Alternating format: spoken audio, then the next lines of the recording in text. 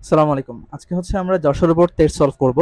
তো দেখো এখানে দুইটা ভেক্টর দেওয়া আছে, A cap and B cap, sorry A vector and B vector. 3 নম্বর প্রশ্নে বলছে উদ্দীপকে বর্ণিত ভেক্টর দ্বয় দ্বারা গঠিত চতুর্ভুজের ক্ষেত্রফল নির্ণয় করতে।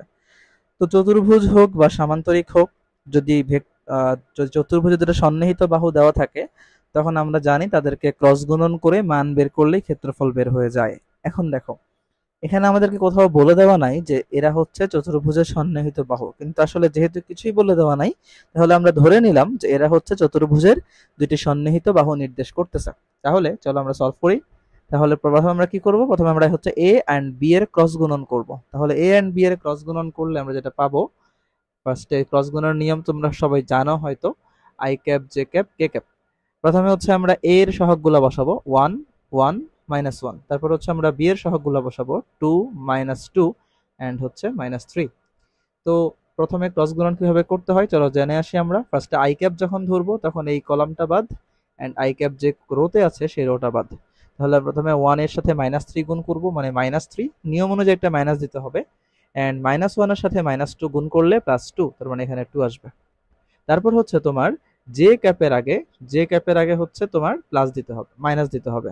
তাহলে minus J cap, J cap যে কলামে আছে সেই কলামটা বাদ, সেই রোটা বাদ। তাহলে আমরা কার সাথে, 1 এর সাথে -3 গুণ করব, মানে -3। এরপর হচ্ছে -1 এর সাথে এই 2 গুণ করব, মানে হচ্ছে নিয়ম অনুযায়ী মাইনাস ছিল, আর এখানে -1 × 2 মানে -2, মানে +2 হয়ে যাবে। আচ্ছা, তাহলে আমাদের জে এর কাজ শেষ। এবার হচ্ছে আমরা কে নিয়ে কাজ করব। কে এর আগে নিয়ম অনুযায়ী প্লাস চিহ্ন দিতে হবে। তো প্লাস চিহ্ন যদি দেই, দেন আমাদের কে যে কলামে আছে ওই কলামটা বাদ, ওই রোটা বাদ। কার কার গুণ করবো, 1 × -2 মানে -2, নিয়ম অনুযায়ী মাইনাস, 1 × 2 মানে হচ্ছে 2। তাহলে আমরা এখন ক্যালকুলেশন করি। তাহলে আসতেছে কি, -5 আই ক্যাপ, তারপরে হচ্ছে প্লাস জে ক্যাপ, অ্যান্ড হচ্ছে -4 কে ক্যাপ। এখন জাস্ট আমরা এটার মান বের করলে হয়ে যাচ্ছে। এ ক্রস বি এর মান বের করব আমরা। সো মান বের করার প্রসিডিউর সবাই জানা আছে।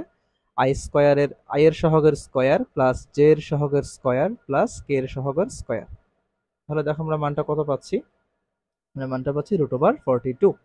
এত বর্গ একক, এত বর্গ একক। এই বর্গ একক কথাটা কিন্তু লিখতে হবে, না হলে টিচার কিন্তু তোমার হাফ মার্ক কেটে দিতে পারে। আচ্ছা, আমাদের 3 নম্বর প্রশ্ন শেষ। এবার আমরা ঘ নম্বরে আসি। তো দেখো, ঘ নম্বর প্রশ্নে আমাদেরকে কি বলছে, বলছে ভেক্টর দ্বয় পরস্পর লম্ব কিনা। দুইটি ভেক্টর পরস্পর লম্ব হবে যদি তাদের ডট গুণফল 0 হয়। আচ্ছা, তাহলে আমরা এখন দেখব যে এদের ডট গুণফল 0 হয় কিনা। তো চলো আমরা জাস্ট এ আর বি এর ডট গুণন করি, A vector dot B vector. তাহলে ফার্স্টে আমরা এ কে উঠাই।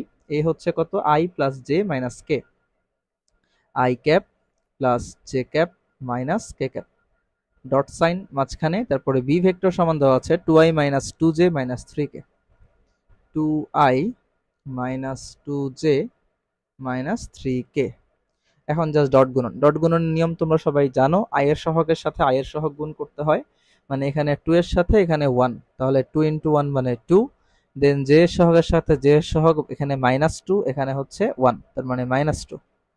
এখানে হচ্ছে -3, এখানে হচ্ছে -1, মানে হচ্ছে +3। তাহলে এখানে অ্যান্সার কত আসতেছে, 5 3, তার মানে অ্যান্সার আসতেছে হচ্ছে 3। যেহেতু আমাদের অ্যান্সারটা হচ্ছে 3, শূন্য আসে নাই, শূন্য আসে নাই মানে কি, শূন্য আসে নাই মানে হচ্ছে সিম্পল, তারা হচ্ছে লম্ব নয়। তাহলে আমরা বলতে পারি যেহেতু A vector dot B vector not equal 0, তাই এ এবং বি পরস্পর লম্ব নয়। এটাই হচ্ছে আমাদের অ্যান্সার। আশা করি তোমরা সবাই বুঝতে পারছো। আল্লাহ হাফেজ।